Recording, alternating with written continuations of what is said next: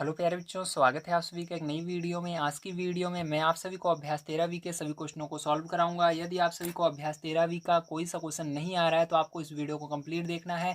इस वीडियो के अंदर मैं आप सभी को अच्छे तरीके से समझा दूंगा कि किस तरह से आपको अभ्यास 13वीं के क्वेश्चन को सॉल्व करना है। और मैं आप सभी को एक चीज़ बताना चाहता हूँ कि मैंने अभ्यास 13वीं से जितनी भी एक्सरसाइज है इसके पहले की है, सबको एक तरफ से सॉल्व करा रखा है और उसकी एक प्ले बना रखी है, जिसको आप सभी को हमारे चैनल पर जाकर के मिल जाएगी, या आप सभी यहाँ पर देखेंगे आई बटन में भी आपको मिल जाएगी। यहाँ पर मैं आप सभी को देने की कोशिश करूँगा, या आप सभी इस वीडियो को कंप्लीट देखिएगा। लास्ट में मैं प्लेलिस्ट लगा दूंगा जहाँ पर इसके आगे की वीडियो आपको प्लेलिस्ट दोनों मिल जाएगी, जिसकी मदद से आप सभी इसके आगे का वीडियो भी देख सकते हैं और प्लेलिस्ट पा जाएंगे। जो भी एक्सरसाइज आप पढ़ना चाहते हैं वो पढ़ सकते हैं। तो अभी हम देखेंगे प्यारे जो किस तरह से आपको पहला क्वेश्चन सॉल्व करना है। ठीक है, तो पहला क्वेश्चन आपको आइए पढ़ लेते हैं क्या दिया गया है। तो यहाँ पर दिया गया है त्रिभुज ABC की रचना कीजिए जबकि AB बराबर 6 सेमी, BC बराबर 8 सेमी तथा AC बराबर 4 सेमी। अब देखिए प्यारे जो इसके लिए आपको तीन चीज़ों की जरूरत पड़ने वाली है। पहला तो आपको प्रकार की जरूरत पड़ेगी, उसके बाद आपको चांदी की जरूरत पड़ेगी, उसके बाद पटरी की। ठीक है, ये तीन चार चीज़ें आपके पास अगर रहती हैं तो आप बड़े आसानी से इस क्वेश्चन को सॉल्व कर पाएंगे। तो चलिए कॉपी पर चलते हैं और इस क्वेश्चन को हम सॉल्व करते हैं। तो देखिए प्यारे जो यहाँ पर सबसे पहले हम देख लेते हैं हमको सबसे पहले कौन सी लाइन खींचनी होगी। ठीक है, तो कौन सी रेखा खींचेंगे, AB बराबर 6 सेंटीमीटर खींचेंगे, या BC बराबर 8 सेंटीमीटर खींचेंगे, या AC बराबर 4 सेंटीमीटर खींचेंगे। ठीक है, यहाँ पर बच्चे ज़्यादा कंफ्यूज होते हैं तो मैं आपको बता दूं प्यारे बच्चों, सबसे पहले आपको यहाँ पर जो पहले दिया रहता है उसको खींचना है। ठीक है, या इसके अंदर आप कोई से भी खींच सकते हैं, सब सही होगा, लेकिन ज़्यादातर सही तभी माना जाता है जो पहले दिया रहता है, AB बराबर जो दिया रहता है उसको खींचने पर। ठीक है, तो यहाँ पर AB बराबर 6 सेंटीमीटर सबसे पहले आपको यहाँ पर रेखा खींचनी है। तो यहाँ पर क्या करेंगे, हम AB बराबर 6 सेंटीमीटर एक रेखा खींचेंगे।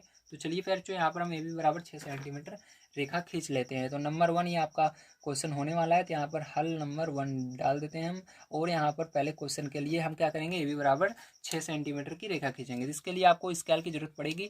यहाँ पर पटरी लेकर फिर जो आपको क्या करना है, 6 सेंटीमीटर की रेखा खींचनी है। थोड़ा सा नीचे खींचेगा क्योंकि ऊपर अभी आपका त्रिभुज बनेगा। ठीक है, तो यहाँ पर पैर जो हम क्या करेंगे, 6 सेंटीमीटर का अपना रेखा खींचेंगे। तो देखिए 0 से लेकर के आपको 6 तक खींचना है। ठीक है, तो यहाँ से 0 से मैंने 6 तक क्या किया, पैर जो आपका एक रेखा खींच दी। ठीक है, ये हो गई। अब इसको नाम क्या दे देना है, इसको नाम आपको AB दे देना है। क्या दे देना है, AB। ठीक है, तो AB बराबर 6 सेंटीमीटर था और बीच में आपको 6 सेंटीमीटर लिख देना है, ताकि कभी भी आप भूल जाए कितना मैंने खींचा है तो आप नाप सकते हैं। ठीक है, तो नापेंगे तो आपका 6 सेंटीमीटर निकलना चाहिए, उससे ज़्यादा नहीं होना चाहिए। तो ये हो गया पैरचो आपका AB बराबर 6 सेंटीमीटर। अब उसके बाद देखिए पैरचो आगे क्या दिया गया, आपको दिया गया BC बराबर 8 सेंटीमीटर। तो आप कहाँ पर खींचें, यहाँ पर खींचें, यहाँ पर हमको पता नहीं है। ठीक है, तो उसके लिए हमको प्रयोग में लाना है अपना गोला प्रकार। अब इसके अंदर क्या करना है, सबसे पहले आपको आगे 8 सेंटीमीटर, तो 8 सेंटीमीटर इस पटरी पर नाप लेना है। ठीक है, तो यहाँ पर पटरी लेंगे पैरचो और इस पर क्या करेंगे, हम इस प्रकार की मदद से 8 सेंटीमीटर नापेंगे। तो यहाँ पर रखेंगे 0 पर और इधर 8 पर, इसको दूसरा इस पेन का जो नोक है इसको यहाँ पर रखेंगे, 8 पर रखेंगे। ठीक है, ना ज़्यादा होना चाहिए ना कम होना चाहिए। देखिए बिल्कुल 8 पर है, जैसा कि आप से देख सकते हैं। ठीक है, 8 पर ये है, 0 से थोड़ा बहुत कम रहेगा तो उसको बिल्कुल बराबर कर लेना है आपको। थोड़ा सा ना कम होना चाहिए ना ज़्यादा होना चाहिए। देखिए अब बिल्कुल बराबर है। ठीक है, 8 सेंटीमीटर, थोड़ा सा कम पड़ रहा है, थोड़ा सा बड़ा कर लेंगे। ठीक है, तो यहाँ पर यह आपका 8 सेंटीमीटर बिल्कुल हो चुका है प्यारे बच्चों, देख सकते हैं। अब क्या करेंगे प्यारे बच्चों, इसके बाद आपको देखिए आपको यहाँ पर ये दिया गया BC बराबर 8 सेंटीमीटर। क्या दिया गया, BC बराबर 8 सेंटीमीटर। ठीक है, तो यहाँ पर आपको B और C में से कोई अगर भुजा पता है या कोई बिंदु पता है तो वहाँ पर रख के आपको इसको खींचना होगा। तो हमको B पता है, ठीक है, C नहीं पता, तो हमको नहीं पता कहाँ पर C होगा, यहाँ पर होगा, यहाँ पर होगा, कहाँ पर होगा। तो आपको क्या करना है प्यारे बच्चों, यहाँ से आपको इस तरह से चाप लगा देना है। ठीक है, तो इस तरह से हम चाप लगाएंगे। अब देखिए यहाँ पर हमने चाप लगा दिया, आप चाहो तो इसको चाप को और बड़ा बड़ा कर सकते हो। ठीक है, पहले हम क्या करेंगे, इसके आगे वाली जो बिंदु दिया गया है, ठीक, जो भुजा इसके आगे वाली दी गई है उसको A बिंदु पर रखकर खींचेंगे। अगर वो इधर आ रहा है तो इसको और बड़ा चाप खींचेंगे, अगर इधर आ रहा है तो हो जाएगा। ठीक है, तो कैसे होगा अभी समझ रहे आओगे आप, ध्यान से बस आपको देखना है, बस इसको चाप लगाकर छोड़ देना इतना। ठीक है, अब उसके आगे देखिए क्या है, AC बराबर 4 सेंटीमीटर। अब आपको फिर से क्या करना है प्यारे बच्चों, यहाँ पर स्केल लेना है और इस पर 4 सेंटीमीटर नाप लेना है। ठीक है, तो चलिए 4 सेंटीमीटर नाप लेते हैं।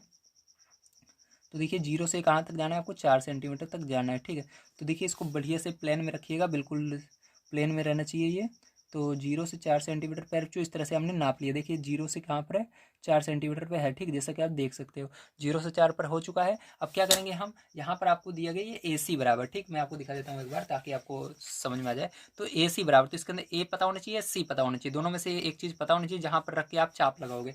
तो देखो यहाँ पर हमको C तो नहीं पता, लेकिन A पता है, ये रहा। तो A पर रख करके आप क्या करोगे, इसके लिए चाप लगाओगे, ये लाइन कटनी चाहिए जहाँ पर ये लाइन काट रही है। तो आप यहाँ से देखिए, देख सकते हो, दिख रहा होगा। यहाँ से क्या करोगे, ऐसे लाइन को इसको खींचोगे तो देखिए ये यहाँ पर काट रही है, ठीक है, एक जगह कहाँ पर काट रही है, यहाँ पर ये काट रही है।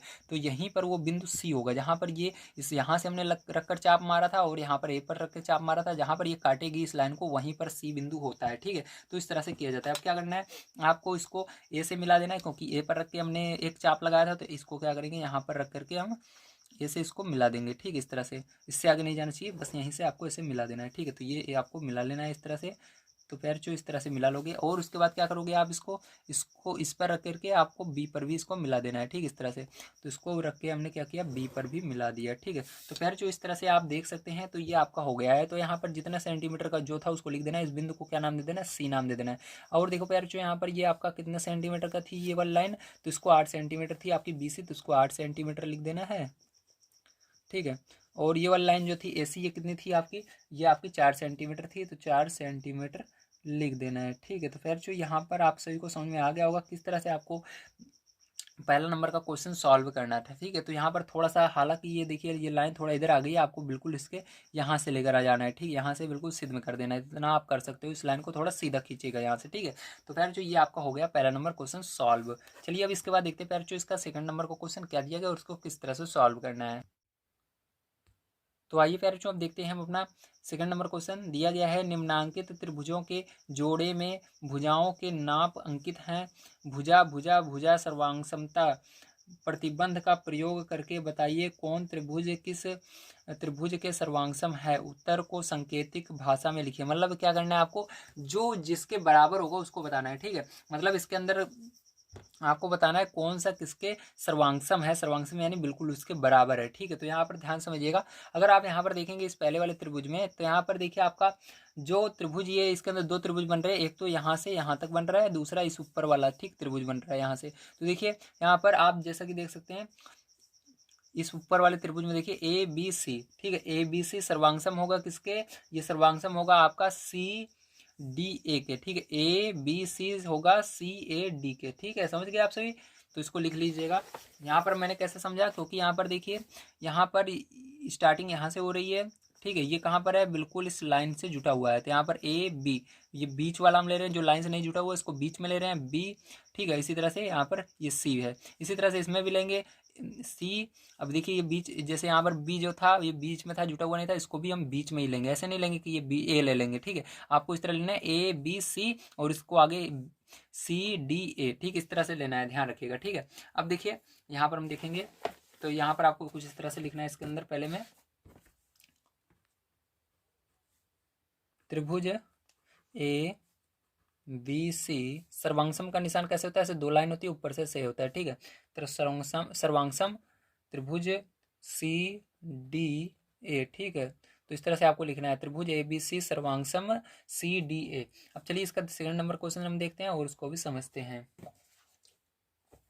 तो देखिए सेकंड नंबर क्वेश्चन इसके अंदर जैसा कि आप देख सकते हैं, ये आपका इसके अंदर भी दो त्रिभुज बन रहा है, तो इसके अंदर कौन सा किसका सर्वांगसम है। तो यहाँ पर AOB, ये AOB सर्वांगसम होगा आपका AOC के, ठीक है, AOB सर्वांगसम होगा AOC। जो भुजा रहेगी जैसे ऊपर ले रहे हैं उसी तरह दूसरे वाले में भी ऊपर ही होनी चाहिए, ध्यान रखिएगा, उल्टा सीधा नहीं लेना है। तो AOB जब इसको ऊपर ढपे ताकि वो बिल्कुल ढप जाए, देखिए इसको ढपेंगे तो यहाँ पर AOB, तो ये AOC से ढप जाएगा। जो ऊपर लिए थे उसको ऊपर लेना है, जो नीचे लिए थे नीचे लेना है। जैसे यहाँ पर देखिए, यहाँ पर क्या है, ये जो भुजा है बड़ी है, जैसा कि देख सकते हो 3 सेंटीमीटर के। तो यहाँ पर 3 सेंटीमीटर वाला हमने पहले लिया था AB, ठीक है, ABC लिया था। तो यहाँ पर ये 3 सेंटीमीटर था, तो नीचे भी हमने पहले 3 सेंटीमीटर लिया था। ऐसे मत करिएगा, तो आप ये वाला ले लो, गलत हो जाएगा, ठीक है। इसलिए आपको क्या करना है, इसी को लेना है।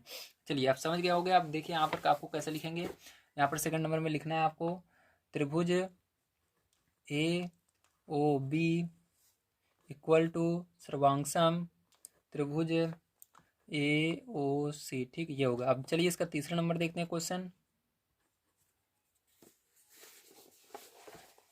तो देखिए तीसरा में देखिए इसके अंदर ये दोनों त्रिभुज को मिलाकर हम देखेंगे तो यहाँ पर आपका जो ये होगा ए बी सी सर्वांगसम होगा पी क्यू आर के। ठीक, सिंपल सा है ये बिल्कुल। तो इसको लिख लीजिए, त्रिभुज ए बी सी सर्वांगसम त्रिभुज पी क्यू आर। ठीक, इस तरह से आपको लिख लेना है। तो ये आपका आंसर होगा। चलिए इसके बाद देखते हैं हम अपना इसके आगे थर्ड नंबर का क्वेश्चन किस तरह से करना है।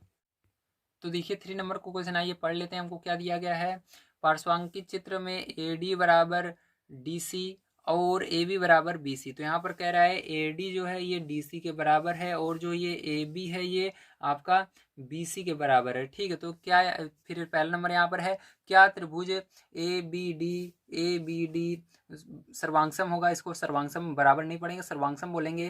त्रिभुज सी बी डी के तो हाँ होगा, क्योंकि ये जो त्रिभुज सेम बन रहा है वही सेम त्रिभुज इस साइड भी बन रहा है और इस साइड पूरा हमको जो जो भुजाएं बोली गई थी सेम, पहले ये वाली बोली गई थी, इस साइड भी हमको पहले ये वाली। देखिए इधर ए बोला गया तो इधर सी बोला गया, सेम वही। फिर इधर बी तो इधर भी बी, इधर डी तो डी इधर भी, मतलब सेम वही चीज़ बोली जा रही है। जब सेम वही चीज़ दोनों साइड के सेम वही चीज़ें बोली जाए, ठीक है, तो आपका क्या होता है, वो सर्वांगसम होता है। ठीक है, ध्यान रखिएगा।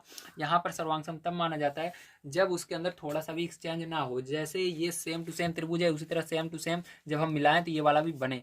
ठीक, जो जो हमको यहाँ पर भुजा बोली जा रही है उसको मिलाने पर, तो हम यहाँ पर अगर आप इसको ड्रॉ करोगे अलग से तो इस तरफ जो बन रहा है उस तरफ भी वही बनेगा। ठीक है, अब चलिए इसके अंदर दूसरा कर देखते हैं। तो ये पहले वाले में हाँ रहेगा, सर्वांगसम है। ठीक है, अब दूसरे वाले में देखिए, यदि त्रिभुज ए बी डी सर्वांगसम त्रिभुज सी बी डी तो इसके संगत भुजाओं और संगत कोणों को लिखिए। तो इसके अंदर संगत भुजाओं और संगत कोणों को लिखना है, तो इसको मैंने लिख लिया है। आइए देख लेते हैं। यहाँ पर देखिए संगत भुजा हो जाएगी ए डी बराबर सी डी, ए बी बराबर सी बी और डी बी बराबर डी बी, क्योंकि डी बी दोनों में कॉमन है। अब देखिए कोण की बात करें तो कोण ए बराबर होगा कोण सी के। ठीक है, कोण यहाँ पर जो कोण ए है वो संगत होगा कोण सी के, और कोण सी बी डी संगत होगा कोण ए बी डी के, कोण सी डी बी संगत होगा कोण ए डी बी के। ठीक है, अब चलिए 4 नंबर क्वेश्चन देखते हैं इसके अंदर क्या करना है हमको। तो 4 नंबर क्वेश्चन आपको दिया गया है, पार्श्वकांचित चित्र में त्रिभुज ए बी सी और त्रिभुज ए बी डी एक ही भुजा ए बी पर बने त्रिभुज हैं। ए सी बराबर बी डी, तो ए सी बराबर यहाँ पर ए सी जो है ये बी डी के बराबर है, और जो बी सी है ये आपका ए डी के बराबर है, ए डी के। ठीक है, बी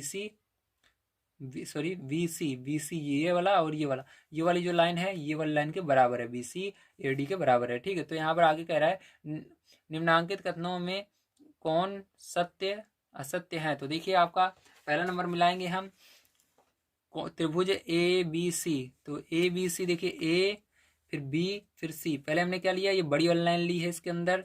ठीक है, अब इस साइड देखते हैं इसके अंदर कौन सी लाइन ले जा रही है। तो इसके अंदर पहले हमने बड़ी लाइन ली, वो भी किधर से ली, देखिए इधर क्या है, इधर से नीचे से ध्यान से देखिए, इधर हमने ली ए वाली फिर बी वाली ली। ठीक है, फिर उसके बाद सी वाली ली, ये वाली। तो यहाँ पर देखिए ये त्रिभुज बन रहा है, देख रहे हो ना आप कौन सा बन रहा है। तो यहाँ से ये नीचे समतल, फिर उसके बाद एक बड़ी सी लाइन, इस तरह से त्रिभुज बन रहा है। इधर देखिए त्रिभुज ए बी डी, तो ए लेना है फिर क्या लेना है, बी लेना है फिर डी लेना है। देखिए इधर उल्टा बन रहा है, यहाँ पर पहले किस तरह त्रिभुज बना था, इधर देखिए यहाँ से छोटा था ऊपर गया बहुत लंबा हो गया, लेकिन यहाँ पर जब हम इस साइड आ रहे हैं देखिए त्रिभुज ए बी डी में, तो ए बी में क्या हो रहा है, ये इस तरह से नहीं जा रहा है, बिल्कुल सीधा जा रहा है। ठीक है, तो ये आपका असत्य होगा, देख सकते हो यहाँ पर देखिए ये वाला त्रिभुज अलग होगा और ये इस तरह से उल्टा जा रहा है। ठीक है, इसको इधर से जाना चाहिए तभी सही होगा। तो ये क्या होगा, आपका असत्य होगा, इसका पहला नंबर। दूसरा नंबर देखिए, दूसरा नंबर कह रहा है ए बी सी। तो फिर से देखिए ए बी सी, तो फिर से यही त्रिभुज लिया इसने। ठीक है, उसके अंदर A D B A D फिर बी। ठीक है, तो देखिए इसके अंदर ए लिया फिर बी लिया फिर सी लिया। ठीक है, समझ रहे हो ना, ए लिया बी लिया फिर सी लिया। ठीक है, बीच में कौन सा रहा है, ये वाला त्रिभुज आ रहा है जो यहाँ पर देखिए छोटा सा कोण बना रहा है। ठीक है, अब इसके अंदर देखिए ए डी, ए लिया फिर डी लिया। ठीक है, इसने ए लिया और डी लिया, लेकिन यहाँ पर क्या बन रहा है, बड़ा सा कोण बन रहा है। देखिए यहाँ पर छोटा सा कोण बन रहा था, इसके अंदर ए बी क्या है, ए बी। ठीक है, जो बी कोण है बीच में जो कोण है बीच वाला, देखिए बी जो है ये छोटा कोण बन रहा है, लेकिन इसके अंदर बीच वाला डी जो है बड़ा कोण बन रहा है। ये वाला कोण देखिए और ये वाला कोण देखिए कौन सा बड़ा है, तो ये वाला बड़ा है, ठीक है। यहाँ से देखिए इधर जा रहा है, ये बड़ा कोण बन रहा है, इधर देखिए बिल्कुल छोटा, तो ये भी क्या होगा, असत्य होगा आपका। अब देखिए तीसरा पार्ट इसका, तो यही एक सत्य होगा मेरे को लग रहा है। देखिए यहाँ पर बीच में बी है, कोण बी है, तो बी देखिए कहाँ पर है, ये रहा, तो छोटा कोण बन रहा है इसके अंदर बीच में, बिल्कुल सही। अब बीच में ए है, तो ए भी क्या है, छोटा ही कोण बन रहा है, देख सकते हो ये वाला कोण जैसे गया है सेम टू सेम ये वाला कोण भी है, तो इसलिए ये क्या होगा, सत्य होगा। बस आपको बीच वाला मिला लेना है, सब मिलाने की जरूरत नहीं है। अगर बीच वाला मिला लेते हो तो वहीं से पता लग जाता है सत्य या असत्य है, ठीक है। तो उम्मीद है आपसे को समझ में आ गया होगा किस तरह से आपको ये एक्सरसाइज जो है आपको 13 भी सॉल्व करनी थी, ठीक है। मैंने आज की वीडियो में आप सभी को अभ्यास 13 भी कंप्लीट करवा दिया है। अगर आप सभी को इसके आगे की वीडियो चाहिए तो यहाँ पर शो हो रही होगी और प्लेलिस्ट भी शो हो रही है, उस पर क्लिक करके आप हमारे सभी वीडियोस को देख सकते हैं। वीडियो देखने के लिए धन्यवाद, आप सभी का दिन शुभ हो, थैंक यू वेरी मच।